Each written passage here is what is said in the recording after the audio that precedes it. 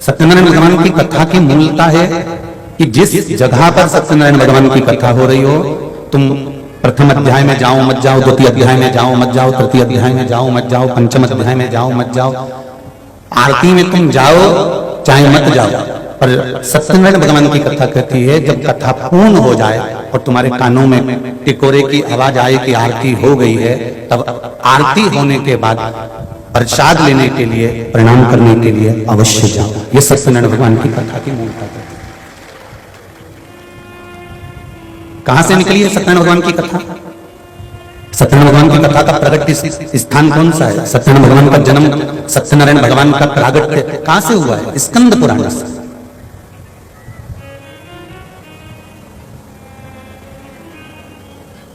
भगवान विष्णु का नाम सत्यनारायण कब पड़ा था? जब ब्रह्मा जी और भगवान विष्णु ने एक अग्नि के खंभ को प्रकट करा था, शिवलिंग को प्रकट करा था, और उस शिवलिंग का चरण और शीश देखने के लिए दोनों देवता गए थे।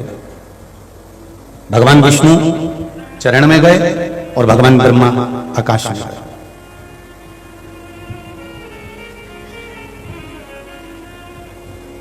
ब्रह्मा जी बहुत ऊपर जाते गए और भगवान विष्णु बहुत नीचे जाते गए।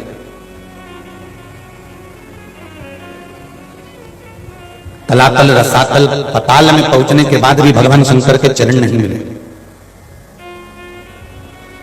तब ब्रह्मा जी ने आकर पूछा भगवान विष्णु से, क्या आपको भगवान के चरण मिले?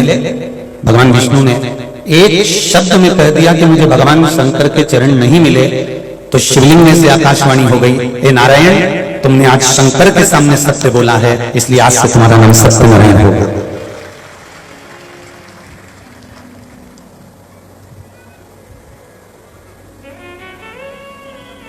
शिव जी के सामने एक बार भगवान विष्णु ने सत्य कह दिया तो उनका नाम सत्यनारायण हो गया। मेरे हिसाब से तो जन्म लेने वाले मनुष्य का नाम हर 2 महीने में बदल देना चाहिए। ये कभी कुछ कहता है, कभी कुछ कहता है, तुरंत बदल लेता है।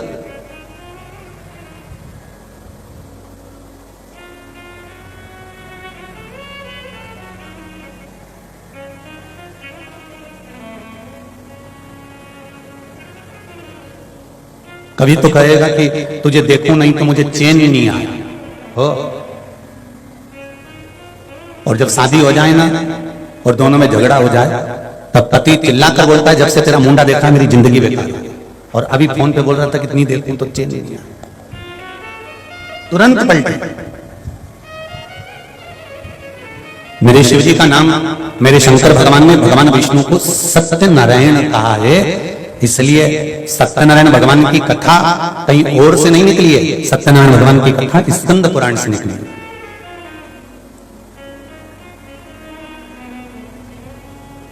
स्कंद पुराण से। और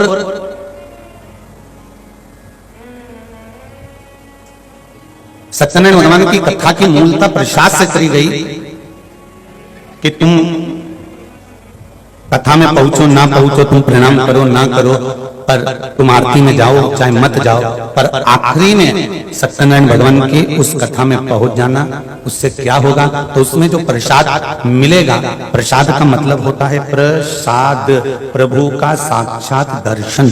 अर्थात हाथ में तेरे जब वो पंजेरी आएगी तो वो पंजेरी नहीं है, तेरा मन भगवान की मंजीरी स्वयं बन जाएगा और तू प्रसाद के रूप में भगवान का दर्शन कर, स्वयं भगवान का दर्शन।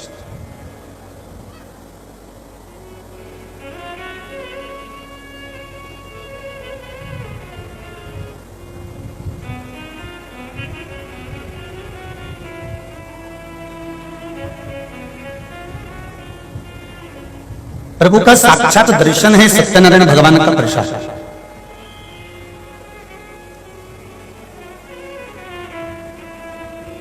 सत्यनारायण भगवान की कथा किस किसने सुनी है? जरा हाथ ऊंचा करो। सबने सुनी है? रख लो। उस कथा में पहले अध्याय से लेकर 5 अध्याय तक एक बात बार बार लिखी गई। गरीब ब्राह्मण ने सत्यनारायण भगवान की कथा करवाई और उसका संकट मिटा। बोलो सही है? बोलते जाओ रे सागर वालों। और जितनी जिज्जी बैठी है वो भी सब आराम से बोलियो। फिर दूसरे में लक्कड़हारे ने सत्यनारायण भगवान की कथा करवाई ब्राह्मण को देखकर उसकी भी लकड़ी की कीमत बढ़ गई, बाजार से सामान लाया, कथा करवाई। बोलो सही है? ठीक है। तीसरा, एक राजा के यहाँ संतान नहीं, उसने सत्यनारायण भगवान की कथा करवाई। एक सुंदर कन्या का जन्म हुआ, कन्या का नाम कलावती रखा क्योंकि भगवान की कला से पैदा हुई थी।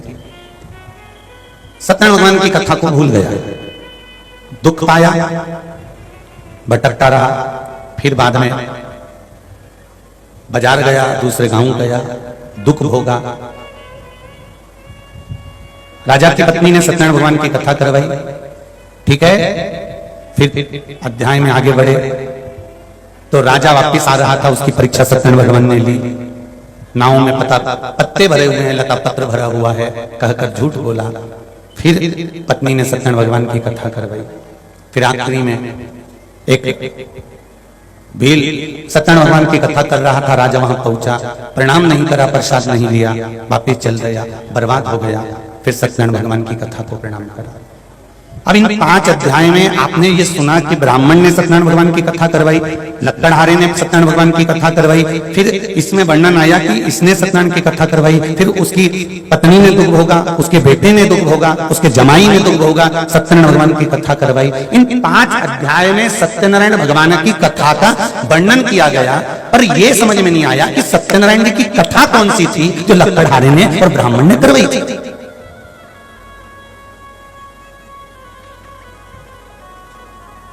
बोलो री जी। ब्राह्मण ने सत्यनारायण भगवान की कथा करवाई, लक्कड़हारे ने सत्यनारायण भगवान की कथा करवाई, कदली मेवा का भोग लगाया, पूजन, पर सत्यनारायण भगवान की कथा है कौन सी?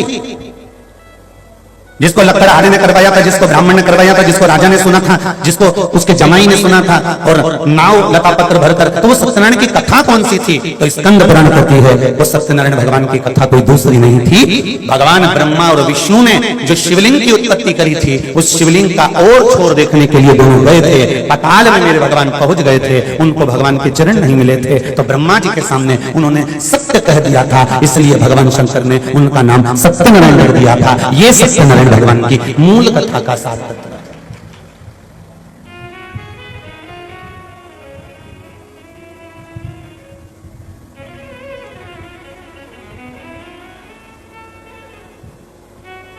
सत्य पर टिक जाना,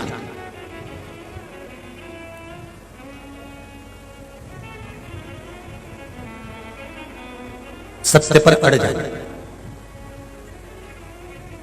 और उस सत्य के बल पर परमात्मा का दर्शन हो जाना, यही सत्यनारायण भगवान की कथा का फल है। हाथ में जब हम भगवान सत्यनारायण जी का प्रसाद लेते हैं तो उस प्रसाद को लेने का सार तत्व केवल इतना है कि हम भगवान नारायण जैसे सत्यनारायण बने हैं, उनका प्रसाद ग्रहण कर कर हम भी अपने जीवन में सत्य को उतारें। जब जीवन में सत्य आ जाएगा तो शिव मिल जाएगा, और शिव मिल गया तो जीवन सुंदर हो जाएगा। सत्यम शिवम, जीवन में सत्य, सत्यम शिवम और सुंदरम, ये तीनों हो जाए।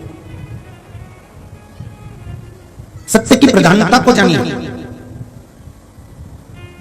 जैसे सत्यनारायण भगवान की कथा में पूरे समय ना जाओ, पर आखिरी में जरूर जाना, और भी सरल भाषा में समझ जाओ कि आखिरी की महत्वता क्यों है।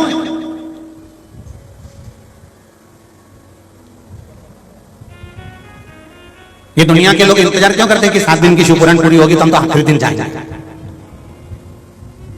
भागवत 7 दिन की पूरी होगी तो हम आखिरी दिन जाएंगे, रामायण पूरी 9 दिन की होगी तो हम 90 दिन जाएंगे, यज्ञ की पूर्णाहुति जिस दिन होगी हम यज्ञ की पूर्णाहुति में जाएंगे। ये सारी दुनिया के लोग पूर्णाहुति में क्यों जाना चाहते हैं? ये सारी दुनिया के लोग पूर्णता में क्यों जाना चाहते हैं? ये सारी दुनिया के लोग आखिरी में क्यों जाना चाहते हैं? इनको जाने का कारण क्या है? क्योंकि सब समझदार है। इनको मालूम है अपने यहाँ कोई ब्याई जी आ जाए, अपने यहाँ कोई सगा जी आ जाए, अपने यहाँ कोई रिश्तेदार आ जाए, अपने यहाँ मौसी जी आ जाए, नाना जी आ जाए, मामा जी आ जाए, काका जी आ जाए, अपन इनको खूब लड्डू पेड़ा गुलाब जामुन खिलाते हैं, खूब प्रेम से रखते हैं, खूब आनंद में रखते हैं। पर जब ब्याई जी जाए, सगा जी जाए, मामा जी नाना जी जब जाने लगे, जब जाने का समय होता है, तभी नाना जी जेब में से फिर पर्स निकालते हैं और 500 का नोट निकाल के चौरा छठी को देते हैं। नाना जी रोज देते हैं क्या? अरे बोलते जाओ जरा जम के, नहीं। मौसी रोज देगी? नहीं। काका जी रोज देंगे? नहीं। बुआ जी रोज देगी नहीं, फूफा जी रोज देंगे नहीं, पर जब जाने लगेंगे, आखिरी में जब जाने लगेंगे तो तुम अपनी बुआ बहन बेटी को कुछ दोगे, मामा जी काका जी फूफा जी जिन जा रहे होंगे उनको कुछ दोगे, और वो तुमको कुछ देंगे। मतलब तुम्हारे यहाँ का जीवन की एक लीला भी कहती है कि ये जो लेन देन होता है ये आखिरी में होता है। उसी तरह शिव महापुराण की कथा कहती है बचपन गया जाने दो, जवानी गई जाने दो, अधेड़ी गई जाने दो, पर बुढ़ापा आखिरी का है, इसको ऐसे मत गवा देना। इसी बीच में परमात्मा तुझे कुछ दे देगा और तू उसको कुछ दे देगा और जिंदगी संवर जाएगी। अंतिम बिंदु को संभालना। शंभू भराव करिए, उस भराव नहीं आ रहा। अंतिम बिंदु को संभालना है।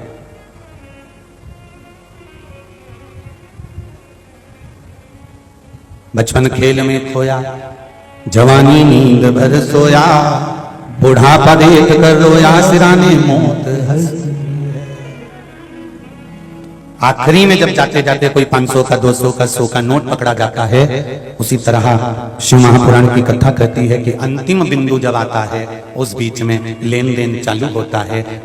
मौसा जी इनको देते हैं और जिनके यहाँ गए हैं वो मौसा जी को या बीआई जी को देते हैं या काका जी को या बुआ जी को देते हैं, फूफा जी बुआ जी जाते जाते छोटे छोटे छोरा छोरी को देते हैं। उसी तरह अंतिम समय में तुम परमात्मा को दोगे राम नाम कृष्ण नाम शिव नाम, तो अंतिम समय में परमात्मा भी तुमको देगा वैकुंठ धाम या कैलाश धाम या गौलोक धाम। अंतिम समय में होता है।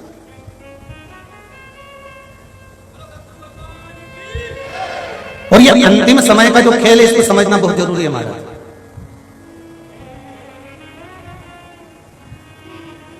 अंतिम समय का जो खेल होता है ना, ये बड़ा विचित्र है।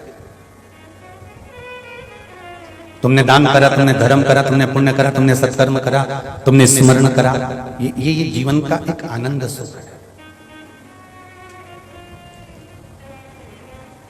आज मेरे को केसरवानी जी बता रहे थे, गुरुजी यहाँ पर जो पानी की व्यवस्था चल रही है, एक ब्राह्मण परिवार कालेश्वर जी तिवारी हैं कोई, जिन्होंने टैंकर भर भर कर लोगों को मशीनों द्वारा पानी की व्यवस्था कर कर पानी पिला रहे हैं। धन्य ऐसे ब्राह्मण परिवार, मैं नमन करता हूं आपको। सागर की धरा पर भूतेश्वर बाबा की पावन सागर की भूमि पर ऐसे ऐसे दानदाता पड़े हुए हैं, उनको मेरा इस व्यासपीठ से दंडवत नमन है हमारा।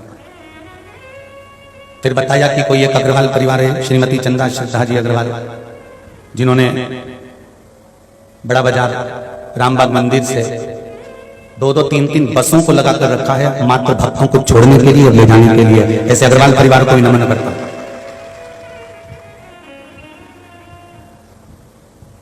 तुम सारे जितनी भी भागवत हुई हो, जितनी भी रामायण हुई हो, जितने भी यज्ञ हुए हो, जितने भी अनुष्ठान हुए हो, उसमें तुमने कुछ करा, वो अपनी जगह पर है।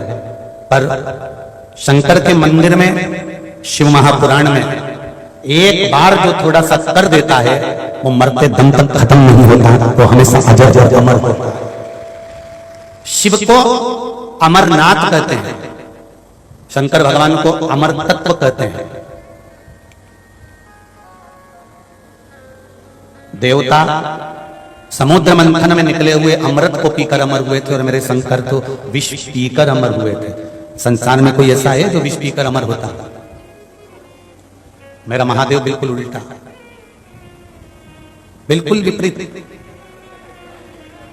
एकदम विपरीत।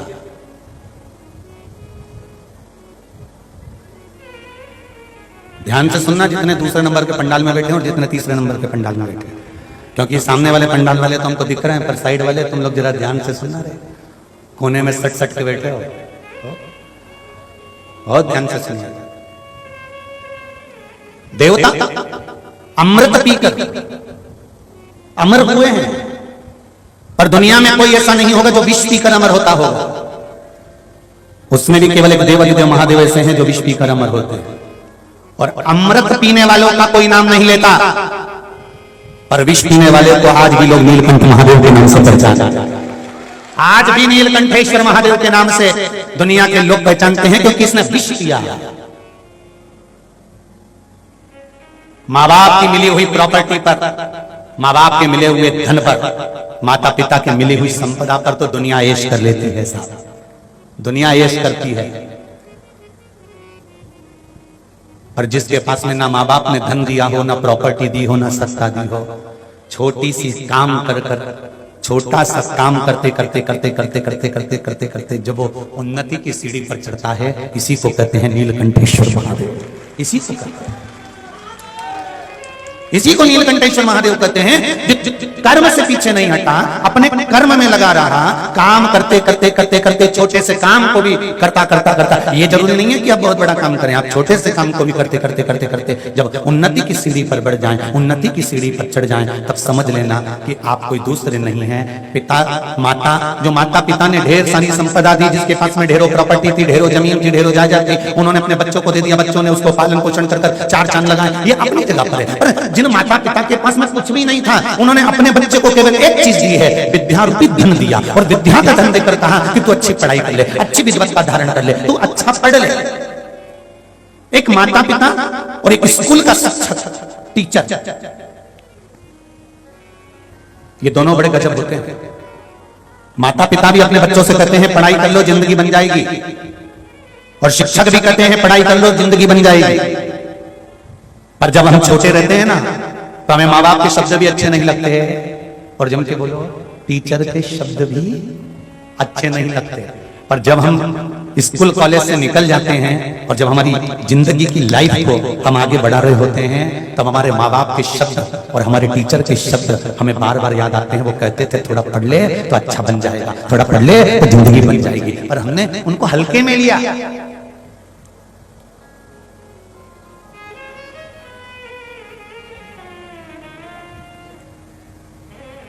जितने नवयुवक बच्चे यहाँ पर बैठे हुए हैं, जितने बेटे बेटियां यहाँ पर बैठे हुए हैं, जितने आस्था चैनल पर नवयुवक बच्चे कथा सुन रहे हैं, जितने फेसबुक यूट्यूब पर नवयुवक बच्चे कथा सुन रहे हैं, मैं उनसे कहूंगा तुम्हारे माता पिता तुम्हारे मार्ग को प्रशस्त करने वाले हैं, और जो शिक्षक तुमको स्कूल में और कॉलेज में पढ़ा रहे हैं, ये शिक्षक तुम्हारे मार्ग को प्रशस्त करने वाले हैं। आज ये तुम्हें पढ़ाकर लिखाकर अग्रण्यता का भाव प्रदान करेंगे, आगे लेकर जाएंगे। समझना तुमको पड़ेगा।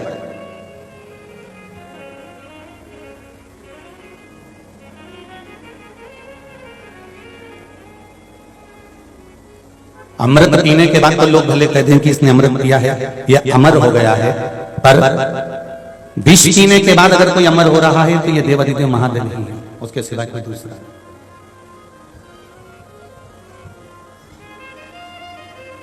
इधर जितने लोग भी धूप में खड़े हुए हैं, गर्मी बहुत तेज है भाई बहनों, आप लोग जमीन पर धूप में मत बैठो।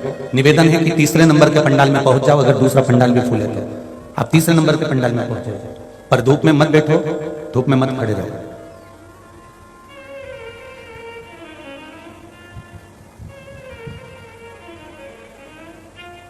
भक्ति, स्मरण, चित्तवृत्ति, भगवान का गुणगान, ये जीवन की सार्थकता है।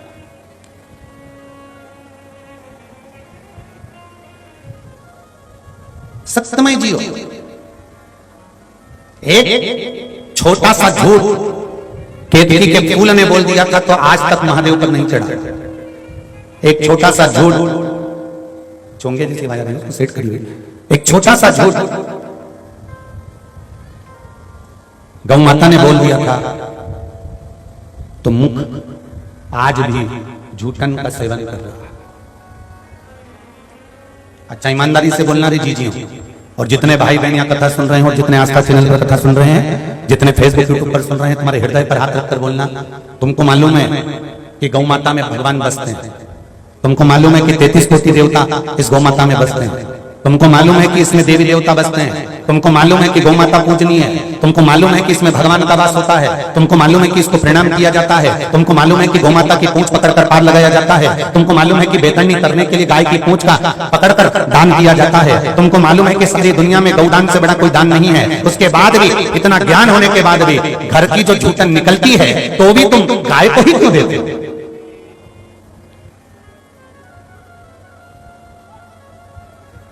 तुम्हारा दोष नहीं है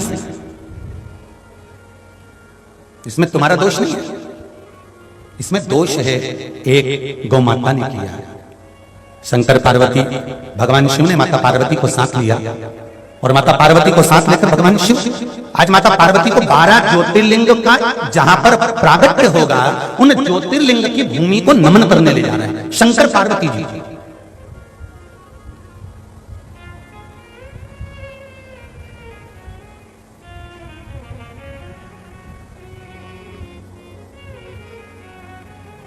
मकान बनाने से पहले मकान का भूमि पूजन क्यों होता है?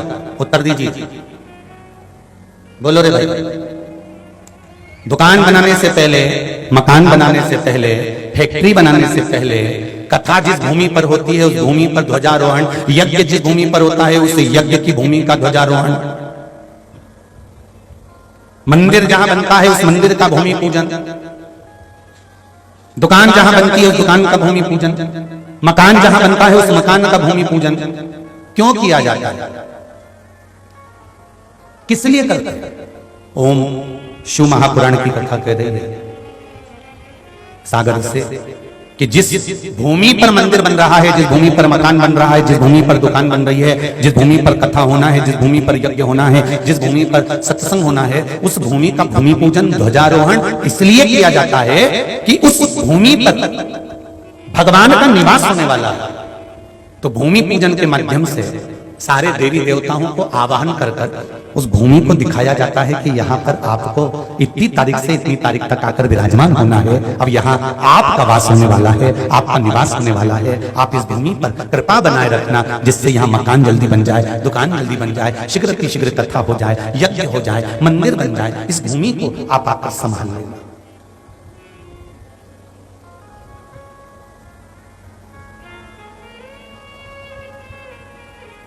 शंकर भगवान माता पार्वती को जिस जगह पर 12 ज्योतिर्लिंग का निर्माण होगा, जिस भूमि पर भगवान शंकर 12 ज्योतिर्लिंग के रूप में विराजमान होंगे, सोमनाथ हुआ, मल्लिकार्जुन हुआ, भीमाशंकर हुआ, त्र्यंबकेश्वर हुआ, ओंकारेश्वर हुआ, महाकाल हुआ, रामेश्वर हुआ, विश्वनाथ हुए, वैद्यनाथ हुए, नागेश्वर हुए, केदार हुए, दारुक हुए, जहां जहां पर मेरे भगवान शंकर विराजमान होंगे, भगवान शंकर माता पार्वती को लेकर उन 12 ज्योतिर्लिंग की भूमि को नमन करने के लिए पहुंचे। और सारी भूमि को नमन करने के बाद में मेरे महादेव पहुंच गए सीधे रामेश्वरम की भूमि पर, समुद्र के किनारे। तब पार्वती मैया ने यहां पर एक कृष्ण खड़ा कर दिया है शिव जी के सामने। पति और पत्नी इन दोनों का जो संवाद होता है, यदि पत्नी और पति का अगर संवाद होता है तो संवाद में अगर धर्म की चर्चा होती है तो यह निश्चित है कि गर्भ से होने वाली संतान भी धर्ममय ही होगी। ये निश्चितता, निश्चितता।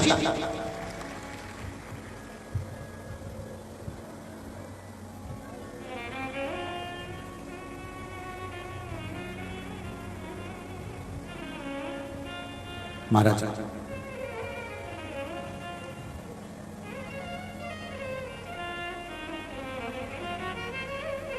जिससे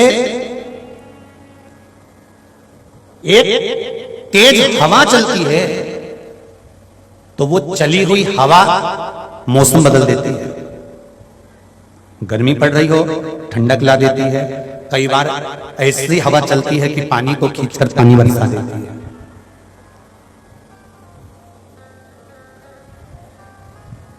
एक बहुत तेज चली हुई हवा मौसम बदल सकती है।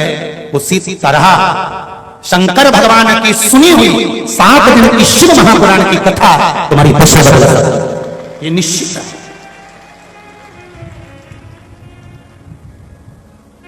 हवा मौसम बदलने का बल रखती है और शिव महापुराण की कथा तुम्हारी दशा बदलने का बल रखती है। ये शंकर की वो कथा है जो तुम्हारी जिंदगी को बदलने का क्रम कर सकती है। और क्यों ना बदले?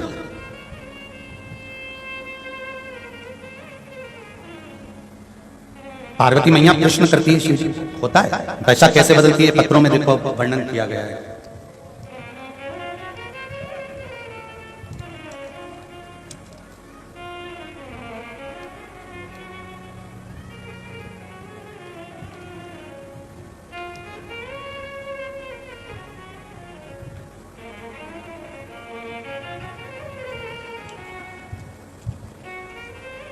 मेरी 7 साल की बेटी ने ये उपाय किया है गुरुजी। आराध्या चौरसिया सागर मध्य प्रदेश तिलीवाड़ से हैं। कहीं बेटी हैं तो हाथ उठाए।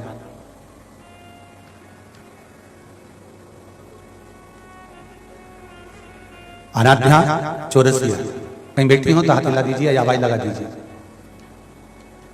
मध्य प्रदेश दिख गई, तिलीवाड़ से हाथ हिला दो बेटा। हर हर महादेव। इस बच्चे का नाम है क्या? आराध्या।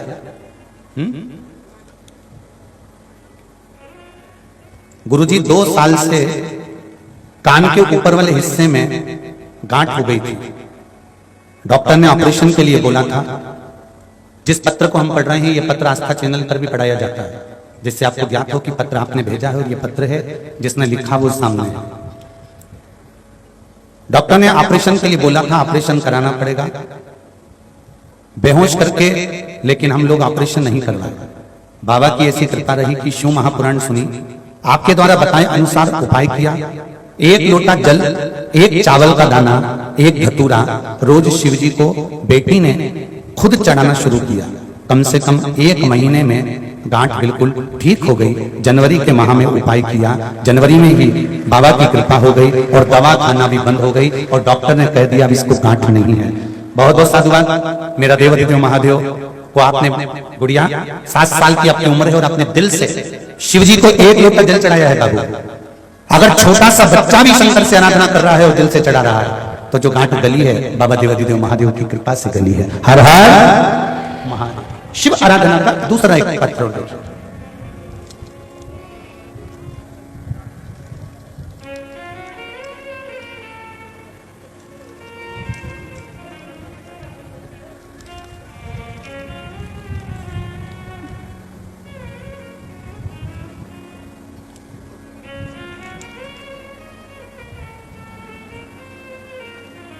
मैं सोना नामदेव, ग्राम सिहोरा, जिला सागर की रहने वाली हूं। सोना जी नामदेव कहीं बैठी हो तो हाथ उठाइएगा। आप ही हैं? दोनों हाथ हिला दीजिए। हर हर महादेव। ग्राम सिहोरा, जिला सागर की रहने वाली हूं। मेरी बड़ी बेटी का मासिक धर्म 1 साल 6 महीने से रुका हुआ था। वहां मासिक धर्म नहीं आ रहा था। मैं बहुत चिंता में रहती थी क्योंकि उसकी जिंदगी का सवाल था। मैंने उसके पापा जी से कहा कि उसको किसी अच्छे डॉक्टर को दिखाना है, तो वह बोले कि मुझे सिर्फ 2 दिन का समय दो, फिर उसके बाद चलेंगे। गुरुजी वह अगले दिन भोले बाबा के मंदिर से बेलपत्र उठा कर लिया, जल चढ़ाया, जल भर के लिया और बच्ची से कहा कि मैंने शिव महापुराण में सियोर वाले महाराज के मुख से सुना था कि सारी समस्या 1 लोटा जल, तो इस जल को चढ़ाकर लाया हूं और शंकर जी के मंदिर की बेलपत्र उठाकर लाया हूं। उस बेलपत्र को खिलाकर जल पिला दिया। गुरुजी मात्र 12 घंटे बाद मेरी बेटी का मासिक धर्म वापस चालू हो गया। ये शिव की कृपा। बैठिए बहन। हर हर महादेव। 1 साल 6 महीने से जो औषधियां भी खाई, स्वास्थ्य का स्मरण भी करा, पर शिव भक्ति में वो बल है। एक बात आप लोगों से कहेंगे, शंकर जी की कथा में ना बेल है ना भभूति है, शिव जी की कथा में ना कुछ है। शिव जी की कथा में तो केवल एक विश्वास है और तुम्हें सियोर वाले महाराज के चक्कर में नहीं पड़ना है।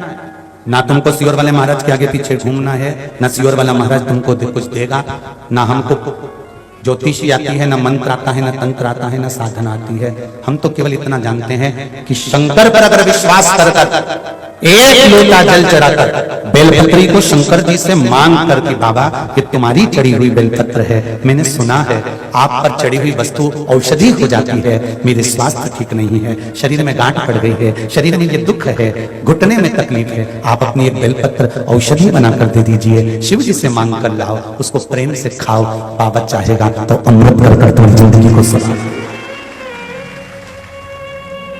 हमें न तंत्र आता, न मंत्र आता, न साधना आती, हम तो केवल शंकर को जानते हैं और वो भी पूरा नहीं जानते। संसार में जो पैदा हुआ वो परमात्मा को कैसे जान सकता है?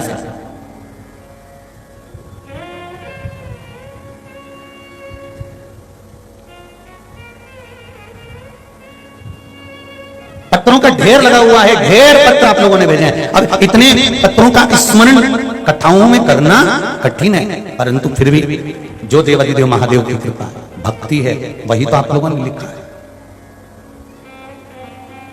तेरा ही दिया मैंने खाया पिया है, तेरा शुक्रिया है, तेरा शुक्रिया है। हम तो कहेंगे अगर श्री श्याम बाबू केसरवानी ने अगर ये कथा करवाई है और उनके 5 पुत्रों ने इस कथा के आयोजन को रखा है, तो श्याम बाबू केसरवानी पर कहीं इनके परिवार पर शंकर जी की करुणा हुई और आपके द्वारा शिव की स्तुति हुई, इसलिए कहीं यह कथा, कहीं शिव की कृपा।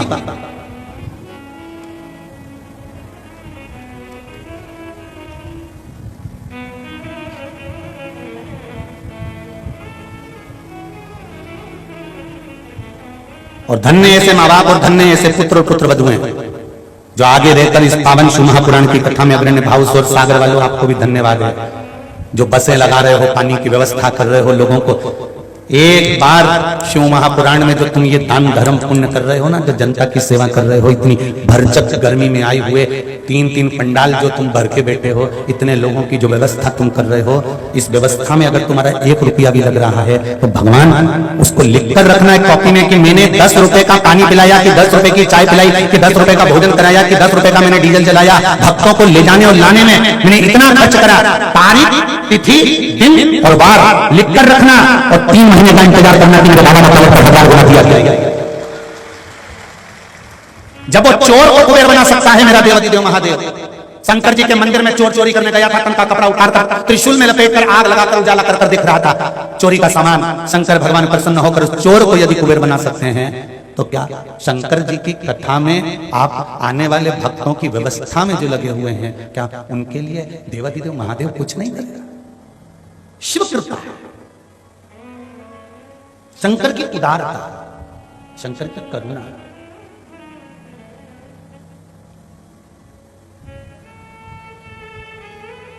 मैं तो बाबा भोलेनाथ जी से यही प्रार्थना करता हूं हर पल, महादेव कोई एक खेल रचा दो, महादेव कोई एक खेल रचा दो, सारी दुनिया को शिव भक्त बना दो। एक काम, कहीं भटके ही नहीं, संसार का व्यक्ति कहीं इधर उधर जाए नहीं। क्यों भटक रहा? किसी प्रपंच में नहीं, कि कहीं छल और प्रपंच में मत फंसना। अगर फंसना तो देवाधिदेव महादेव के चरणों में जाकर रम जाना। मेरे भोले तेरा सहारा है, मेरी नैया का तो किनारा है। कोई दूसरा नहीं, शिव धाम, शिव भक्ति, शिव स्मरण, शंकर का गुणगान ही हमारा एक सहारा है।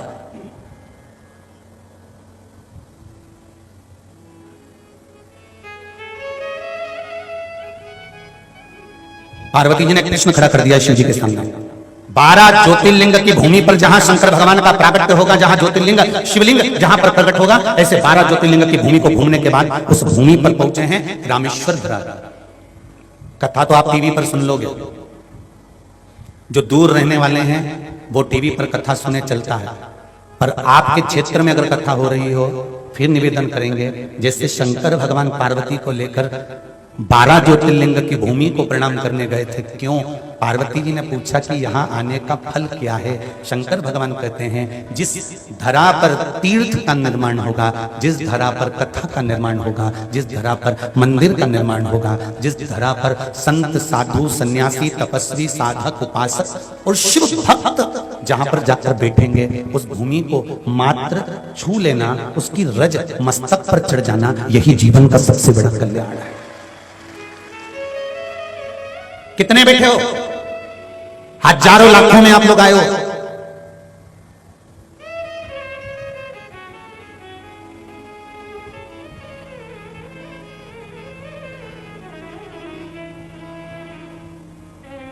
एक टेंट की, एक डूम की कैपेसिटी, कल केसरवानी जी बता रहे थे कि 70,000 आदमी की एक डूम की कैपेसिटी है, तो 2 और 3 उससे अंदाजा लगा। अब इतनी संख्या में आप आए हो और इतनी संख्या में बैठकर आप शंकर का नाम ले रहे हो।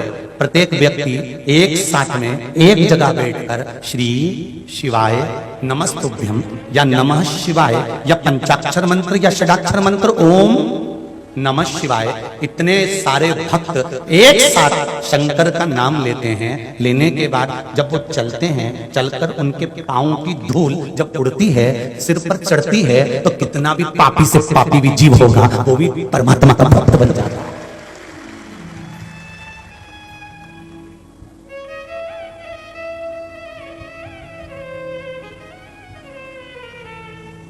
कितना पापी से पापी जीव वो भी परमात्मा का गुणगान कर कर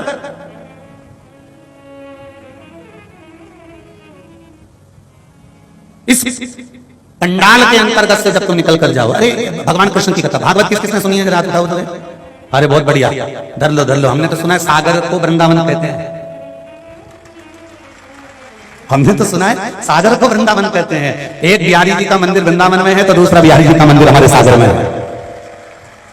एक राधा रमन लाल जी का मंदिर वृंदावन में तो है, तो एक राधा रमन लाल का मंदिर सागर में है।